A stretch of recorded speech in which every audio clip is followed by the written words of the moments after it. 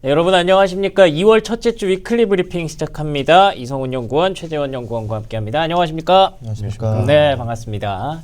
연휴 지나고 저희가 이제 첫 위클리 브리핑 투자 전략을 준비하는 시간인데요.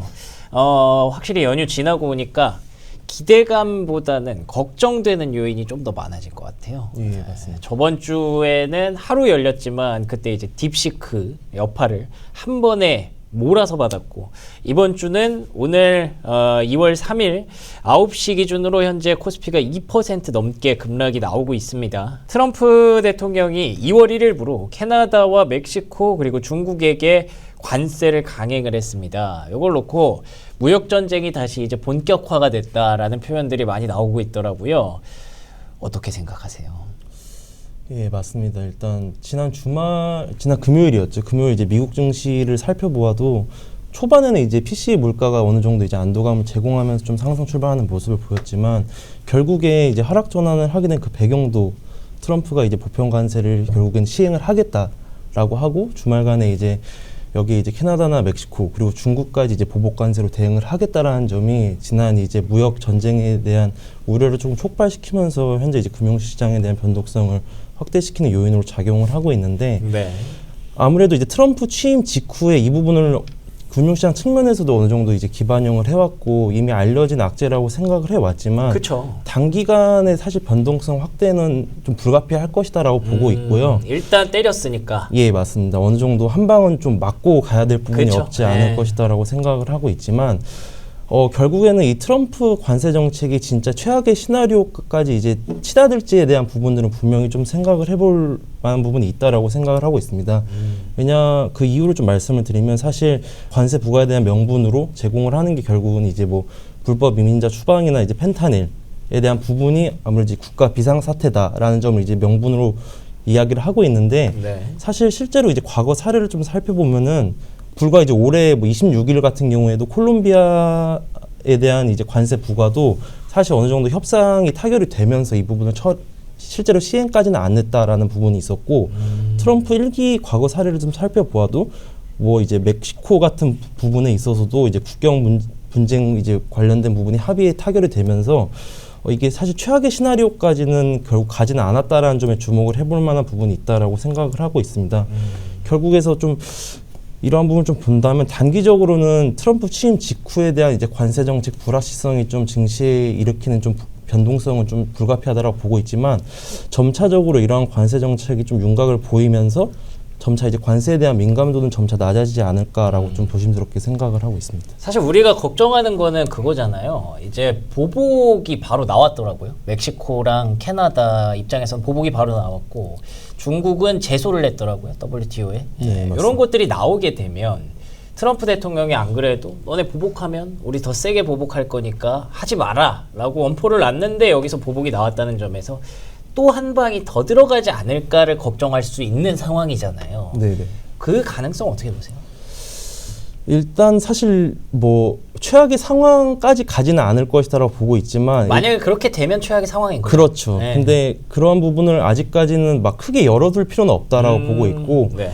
사실 멕시코나 캐나다 같은 경우에는 결국에는 제 개인적인 생각으로는 어느 정도 협상에 임하지 않을까라고 그래야죠. 생각을 하고 있고, 그리고 실제로 그 관세 부과를 실제로 시행하겠다고 한 날짜가 조금 의미가 있다라고 생각을 하는데, 이게 사실 2월 뭐 3일도 아니고 1일도 아니고 2월 4일 화요일에 조금 시행을 하겠다라고 트럼프가 밝혀준 상황이거든요.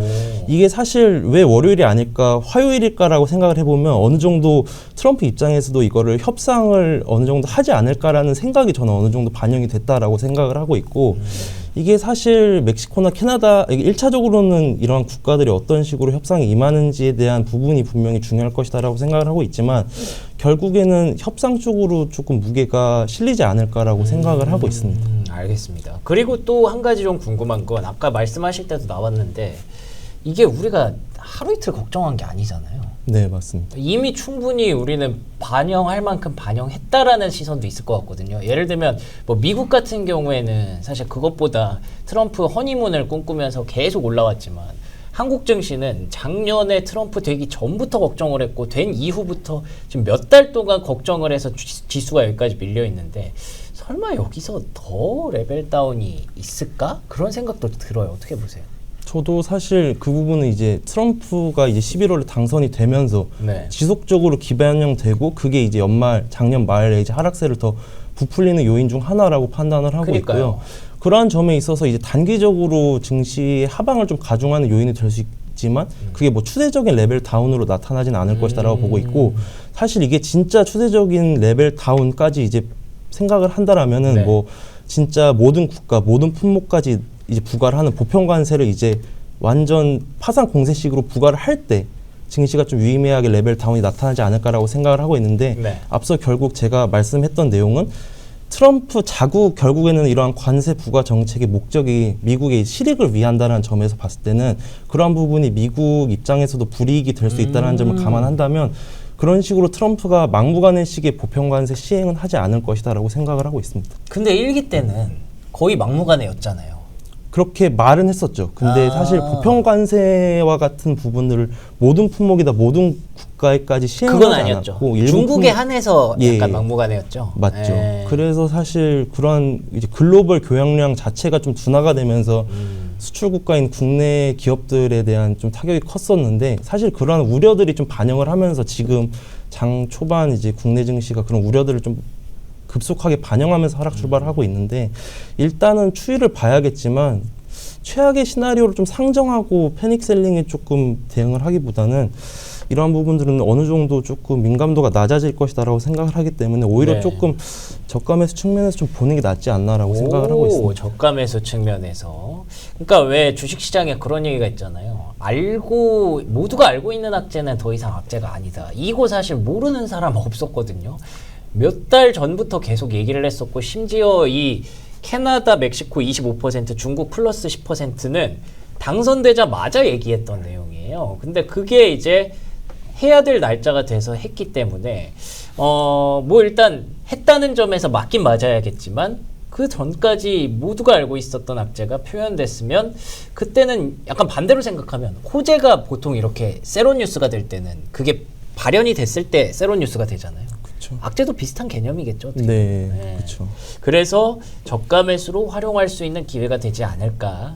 근데 뭐 아직까지 좀 조심스럽긴 그렇죠. 하죠. 지금 예. 당장 저가 매수를 하자는 것보다는 예. 단기적으로 추이를 좀 살펴보되 2월 좀 전체적으로 봤을 때는 조금 이 정도 하락했으면 어느 정도 기회로 삼아보지 않을까라는 점을 2월 내에서 조금 확인하는 게 맞지 않나라고 생각하고 있습니다. 그러니까 워낙에 뭐 예측돼 있는 시나리오대로 가도 우리가 언제 사야 되는지 저점을 알 수가 없는데, 트럼프라는 사람의 속마음을 이 사람 과연 또 보복을 할까 말까 이걸 놓고 계속 계산을 해야 되고, 트럼프라는 사람 자체가 워낙에 이제 폭이 큰 사람이라는 걸 우리가 알고 있기 때문에 네.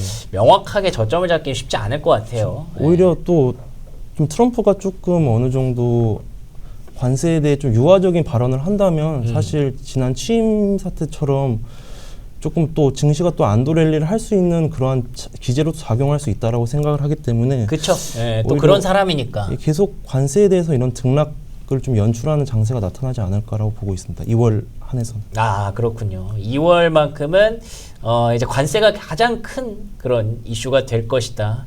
지금까지 11월, 12월, 1월은 어쨌든 뭐 똑같아요. 다 트럼프인데, 2월까지도 트럼프인데 11월, 12월, 1월은 트럼프가 되면 이런 것들이 좋아지겠지를 생각했던 장이었다면, 2월은 이제 트럼프가 됐고 관세가 시작됐고 그걸로 파생되는 그런 리스크들을 우리가 받아들여야 되는 그런 장이 왔다고 볼 수가 있겠습니다. 지금까지 얘기했던 게 크게 세 가지 키워드거든요. 하나가 트럼프고, 두 번째가 금리, 그리고 세 번째가 AI였는데, 금리에 대해서는 PCE 물가가 좀 예상대로 나와서 안도감이 좀 있었다고 하더라고요. 예. 어떻게 보셨어요? PC 물가 자체는 뭐 전년 대비, 전월 비, 뭐 헤드라인이나 코어 모두 이제 사실 시장 예상치랑 좀 부합을 하면서 인플레이션에 대한 우려를 높일 수 있을 만한 부분이다라고, 뭐 계속 이 전월 대비에 상승하는 부분 좀 우려를 높일 수는 있지만 시장 예상치와 부합했다는 점 자체는 사실 금융시장에 좀 미치는 영향력은 제한되었다라고 판단을 하고 있고, 연준 의원들의 발언도 사실 어느 정도 이러한 부분이 조금 인플레이션에 있어서 진전되고 있다라는 부분도 시카고 은행 연 총재가 발언을 했다시피 결국 주거비를 중심으로 한 근원 물가 둔화 기조 자체는 유효하기 때문에 이 물가 자체는 결국 하락이 되고 있다는 점을 확인을 했습니다. 다만 결국 핵심은 앞서 얘기했다시피 관세 정책도 인플레이션에 미치는 영향력을 그쵸. 간과를 할 수가 없기 때문에 그것 때문에 괜히 걱정되는 거잖아요. 맞습니다. 지금. 네. 결국 연준 위원들도 지난 1월 FMC에서도 봤듯이 그 연준 위원들도 이 관세 정책이 향후 이제 물가에 미칠 영향력에 대해서 연준 위원들 내부에서도 좀 의견이 갈리는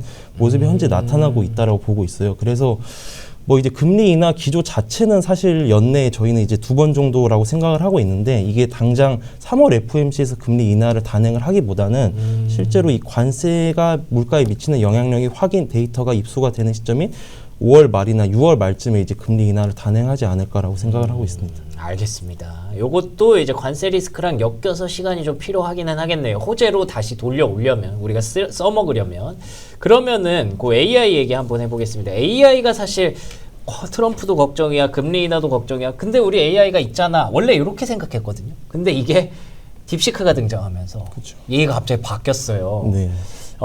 스푸트니크 모먼트다라는 얘기가 있어서 흥미롭게 보이던데 어떤 내용인지 설명해 주실 수 있나요? 네, 뭐 일단 앞서 말씀해주신 스푸트니크 모먼트 자체는 이제 과거 소련이 뭐 미국보다 이제 먼저 뭐 인공위성을 발사를 하면서 미국도 이제 위기감을 느끼고 본격적으로 우주 개발에 대한 투자를 확대를 하고 그때 사실 나타난 게 이제 뭐 나사라든가 그쵸. 아폴로 프로젝트였는데 그러니까 그게 그거잖아요. 미국이 우주고 뭐고 우리가 뭐 2차 대전 승전국이고 우리가 다 제일 잘한다 이러고 있었다가 갑자기 러시아가 쏘면서 뭐야 이거 진짠가? 러시아가 더 잘하나? 이런 생각이 들었던 게 그쵸. 이번에 이제 딥시크로 비슷한 상황이 나온 네, 거잖아요. 맞습니다. 근데 물론 그 당시에 이제 그 우주에 대한 투자를 한 거 주체는 정부이고 AI에 대한 투자 주체는 이제 기업이라는 점에서 조금 차이는 다르네. 있지만 네. 그래도 결국에는 이제 이 AI 패권이 사실상 미국에 독점되어 있었다라는 부분이 어느 정도 이제 미중 간의 이제 AI 패권 경쟁으로 나타났다라는 점에 있어서 어느 정도 딥시크 사태가 시사점을 던져준다라고 생각을 하고 있고 이게 사실 당시에 이제 급락을 촉발했던 요인 중 하나가 미국의 AI 패권이 조금 어느 정도 지위가 약화되지 않을까라는 해석될 수는 있죠. 맞습니다. 네. 그러한 부분이 좀 즉각적으로 반영되면서 지난주 이제 27일 월요일이었죠. 그 네, 당시에 맞습니다. 주가가 이제 전방위적으로 급락하는 양상을 보여왔는데 사실 이게 생각을 해보면 그 중국이 이제 참전을 하면서 오히려 미국의 AI에 대한 투자가 좀 본격화되는 기제를 작용할 수 있다라고 생각을 하고 있고 마치 나사가 생겼던 것처럼. 맞습니다. 네. 그리고 실제로 트럼프가 취임 직후 발표했던 내용도 이제 스타게이트 AI 인프라에 대한 이제 대규모 프로젝트를 이제 거의 즉각적으로 선언을 했었는데 네.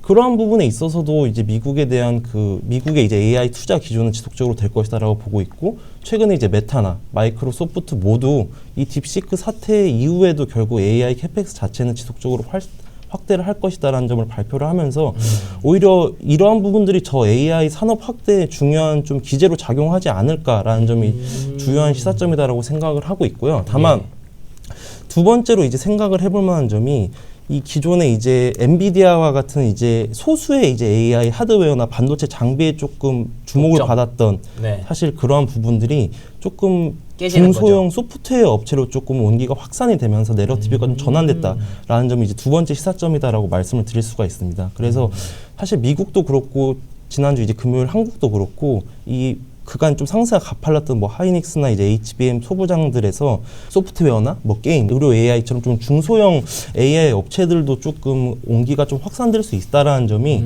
아무래도 좀 단기간적인 측면에서는 이런 로테이션이 좀 진행되지 않을까라고 생각을 하는 부분입니다. 왜 그 스마트폰도 그렇잖아요. 사실 스마트폰을 만든 거는 애플이고 이제 아이폰이지만 그 스마트폰이 이만큼 발전하게 꽃을 피운 거는 그 안에 있었던 어플리케이션들이 이렇게 오픈소스로 열리면서 이렇게 컴퓨터 잘하는 분들이 이렇게 만들어주면서 이렇게 된 거잖아요. 네, 맞습니다. 그러니까 그 시기와 비슷하게 갈 수도 있지 않을까라고 우리가 추측을 하는 거죠. 뭐 정확하게 지금 상황이 왔다 아니다는 알 수는 없지만 그래서 소프트웨어 관련주들이 좀 힘을 내고 있는 것 같고요. 또 역으로 생각해 보면 그렇다고 해서 그걸 꽃을 피운 게 애플리케이션이라고 해서 애플 주가가 급락한 건 아니거든요. 그렇죠. 아직까지도 시가총액 1위인 걸 보면 엔비디아도 이렇게 무너지지는 않지 않을까라는 생각하시는 분들도 있을 것 같아요. 엔비디아 비롯해서 HBM 관련주 오늘도 지금 하이닉스 좀 많이 빠지고 있는데 어떻게 봐야 될까요?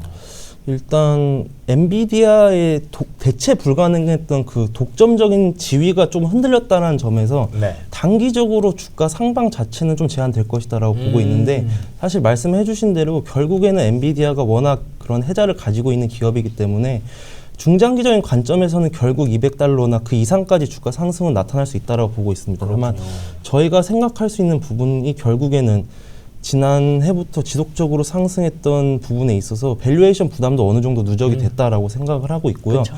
그리고 이 딥시크라는 사실 그 쇼크가 어떻게 보면 이러한 차익 실현에 대한 명분을 좀 명확한 명분을 제공했다는 측면에서 단기적으로 반도체 장비에서 조금 소프트웨어 업체로의 그 단기 로테이션은 조금 불가피할 수 있다라고 보고 있고, 이거를 이제 국내 업종 쪽에 살펴보면 엔비디아가 사실 어느 정도 주가가 조금 숨고르기 양상을 보이면 앞서 말씀해 주셨다시피 SK 하이닉스나 네. 그와 연동된 이제 HBM 반도체 HBM 소부장들도 네. 숨고르기 양상이 나타날 수밖에 없다라고 생각을 하기 때문에 뭐 이제 HBM 업종 단에서는 2월엔 단기적으로 조금 어느 정도는 좀 숨고르기 양상을 보이지 않을까라고 생각을 하고 있습니다.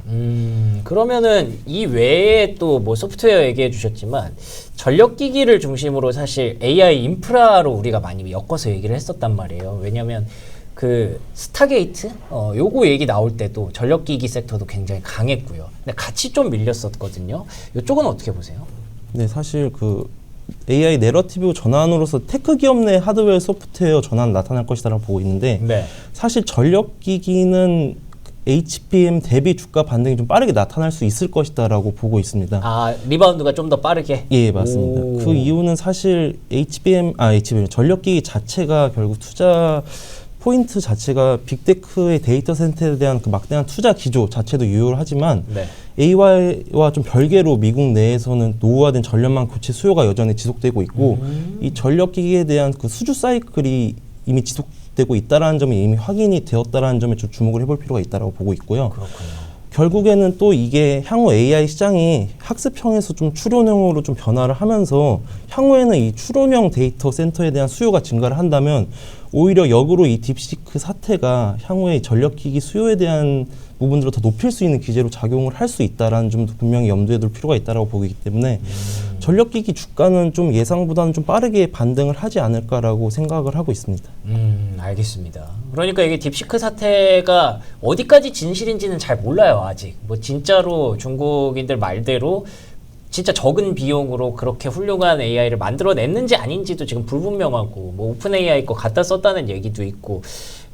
근데 그럼에도 불구하고 나온 건 나온 거니까, 비슷한 어쨌든 수준의 AI가 나온 거니까 엔비디아를 비롯한 독점 프리미엄을 갖고 있었던 종목들의 주가는 조금 희석이 될 수밖에 없겠죠. 근데 그렇다고 해서 AI 시대가 여기서 끝나는 건 아니잖아요. 오히려 더 뭐 스마트폰이 그랬던 것처럼 되게 화려하게 꼽힐 수도 있는 거니까 소프트웨어라든지 전력기기라든지 이런 쪽은 계속 갖고 가야 되는 그런 섹터. 그러니까 내러티브가 좀 달라졌다라고 표현하신 게 딱 그 표현인 것 같습니다. 자, 그러면은 이성훈 연구원과 얘기는 여기까지 마무리를 하고, 이렇게 좀 변동성이 있을 때 우리가 또 실적에 좀 기댈 수도 있지 않을까 싶어서 최재원 연구원님을 좀 모셔봤는데, 국내 증시가 그 연휴가 길었어서 실적 시즌인데 실적 시즌 아닌 것 같은 그런 느낌이 좀 있어요. 근데 어쨌든 삼성전자가 지난주에 실적을 발표하면서 포문을 좀 열었다라고 봐야 될 것 같은데, 지금 또 주가가 좀 부진합니다. 왜 실적 때문인가요? 뭐 어떤 것 때문인가요? 네, 사실 뭐 삼성전자의 경우는 이제 잠정 실적을 가장 이제 일찍 발표하면서 어느 정도 이제 실적과 관련된 컨센서스는 형성이 되어 있었고, 네. 이제 세부적인 실적 발표 내용이 이제 더 추가가 된 거죠. 그렇죠. 그래서 뭐 4분기 영업이익이 전분기 대비해서 30% 조금 안 되게 이제 줄어들었고, 이게 시장 컨센서스 대비 한 20%를 조금 못 미치게 이제 하회한 수준이거든요. 다만 그 세부 내역으로 보면은 이제 반도체와 관련된 DS 부분의 영업이익이 예상보다는 좋았고, 그 외에 이제 세트 가전들과 관련된 DX 부분이 좀 부진했다고 이제 알려져 있습니다. 다만 이제 이러한 와중에도 이제 오는 1분기 내년 이제 25년 1분기에는 영업이익 컨센서스가 지금 분기 기준으로 6.1조 원으로 전망이 되면서, 네. 분기 기준으로 이제 가장 저점을 기록할 것으로 예상이 되고, 이제 그 이후로는 점차 좀 개선이 될 수 있다라고 이제 기대가 되고 있어서, 그러면은 뭐 바닥을 지나고 있다 이렇게 봐도 되는 건가요? 네, 이제 실적 기준으로는 올해 이제 오는 1분기가 이제 가장 이제 저점을 기록하고 그 이후로는 좀 더 회복되는 사이클로 접어들 가능성이 높다라고 이제 시장에서는 바라보고 있는 상황입니다. 거기다가 이제 그 앞서 저희가 많이 얘기를 했던 이제 딥시크 관련해서도 그런 이제 저비용 좀 고성능 쪽으로 소프트웨어 쪽으로 좀 더 포커스가 맞춰지기 시작한다면은 그런 이제 고성능 IT 하드웨어와 관련된 부분들보다는 좀 더 범용 메모리와 관련된 부분들에 대해서 조금 더 그러네요. 기대감을 자아낼 수 있는 부분들이 있기 때문에 이런 이제 지금 당장으로서는 좀 시장 변동성이 확대되면서 주가 자체가 약간 부진하고는 있지만 뭐 역사적으로 보더라도 이제 밸류에이션이 뭐 락바텀에 좀 근접해 있다라고 좀 저희들이 시장에서 평가를 하고 있기 때문에 이런 실적 성장 경로가 이후로 이제 연 중반 이후로 계속 이제 올라갈 일이 남았다라고 보여지는 부분들은 향후에 좀 주가도 좀 반등의 그런 이제 그 신호를 좀 모색할 수 있지 않을까 이렇게 생각을 하고 있습니다. 그러니까 이게 삼성전자가 국내 증시의 뭐 대표적인 종목이기 때문에 말씀을 좀 드리는 거고요. 지난주 금요일에 잠깐 열었을 때 국내 증시가 1조 원 넘게 외국인들이 던졌더라고요. 그런 게 혹시 뭐 실적적인 측면에 어떤 문제가 있었는지 점검이 필요해서 말씀을 드린 건데 어쨌든 락바텀이라고 얘기를 하시죠. 그러니까 바닥권을 지나가고 있는 최악의 구간을 지금 지나가고 있는 상황일 수도 있으니까 조금 더 뭐 상승에 대한 모멘텀은 아직 부족하지만 그래도 조금 더 기다리면 좋은 날이 오지 않을까라는 긍정적인 시나리오 한번 가져가 보고요. 반대로 와 진짜 날아가고 있는 조선주 그 중에서도 하나오션이 실적도 입증을 했어요. 그러니까 트럼프 수혜주라고만 생각했는데 실적도 괜찮았다고 하더라고요. 조선주 계속 좀 봐야 되나 봐요. 어떻게 보세요? 네, 일단 뭐 결론적으로는 좀 더 이제 볼 필요가 있다라고 이제 생각이 되는 이제 업종입니다. 특히 뭐 하나오션 같은 경우는 그 4분기 영업이익이 1,690억 원을 기록을 하면서 전년 대비해서 흑자 전환에 성공을 했고 그리고 이제 시장 컨센서스를 약 45% 넘게 상회를 한 실적이었거든요. 뭐 수주도 되게 양호했고 그리고 이제 달러도 이제 그 강달러가 계속 이제 지속이 되고 있기 때문에 이런 환율 효과까지 더 같이 겹쳐지면서 실적이 굉장히 양호하게 나온 상황입니다. 그래서 뭐 올해 이 조선업종 전반적으로 시장에서 바라보고 있는 것들은 뭐 상선 부분도 뭐 견조하다라고 얘기를 하고 있고 뭐 특수선과 관련된 부분들도 수주 성장세가 좀 높을 것으로 예상이 되고 있다라고 얘기하고 있거든요.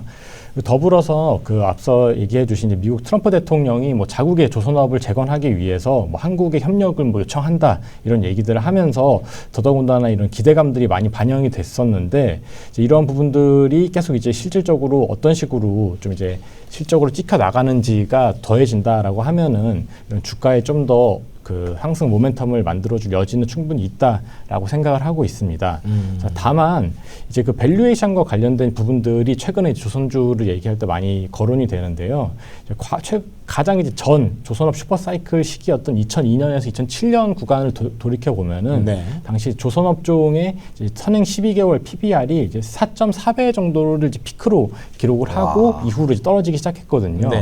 지금 이제 조선주의 선행 12개월 PBR이 지금 2.6배 정도입니다. 그래서 뭐 단순하게 비교를 해보면은 과거 이제 밸류에이션 고점보다 이제 더 고점까지 올라갈 만큼의 갈 수도 있긴 하네요. 예, 여력이 아직은 남아 있다라고 얘기할 수가 있지만 지속적으로 좀 이제 단시간에 주가가 빨리 올라오면서 밸류에이션 부담 있는 거 아니냐 이런 얘기들이 나오고 있기 때문에 이런 이제 현재 2.6배고 과거 뭐 4.4배가 고점이었다라는 거를 이제 기준으로 해서 참고는 해야죠. 계속 이제 주기적으로 밸류에이션 부담을 체크하면서 접근할 필요는 있다라고 생각을 하고 있습니다. 아 그렇군요.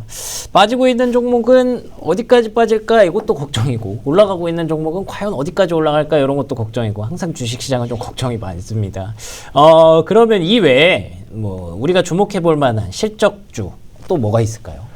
네, 그래서 대표적인 또 이제 조선주 외의 실적주로는 앞서 그 얘기가 나왔던 이제 전력 인프라 관련한 이제 기계 설비 쪽입니다. 그래서 그 국내에서는 이제 조선 그리고 이제 기계 업종이 가장 이제 실적 모멘텀이 양호한 두 개 업종에 속하고 있는데요. 앞서 뭐 얘기가 나왔던 것처럼 이제 AI를 중심으로 한 데이터 센터에 대한 수요는 뭐 아직까지 계속 이어지고 있고 그 외에도 뭐 재생에너지 쪽에도 쓰이고 그리고 이제 글로벌 인프라가 좀 노후된 것들을 이제 교체하는 수요들이 지금 이제 계속 발생하고 있기 때문에 이런 점들을 고려하면은 이런 전력 기기와 관련된 업종들 역시 이런 실적에 대한 전망이 뭐 올해는 좀 밝을 수 있다 이렇게 생각을 하고 있습니다. 아, 그렇군요. 전력기기 관련주는 두 분이 입을 모아서 지금 오히려 괜찮아질 수 있다, 괜찮아 보일 수 있다, 오히려 좀 조정을 좀 기회로 삼을 수도 있는 그런 생각이 좀 듭니다. 그리고 요게 또 핫하지 않습니까? 요즘 네카오, 네이버 카카오가 지난주 금요일에 진짜 놀라운 상승 탄력을 좀 보여줬는데 딥시크를 오히려 기회로 활용하려는 그런 모습이더라고요. 요거 어떻게 생각하시는지 궁금하더라고요.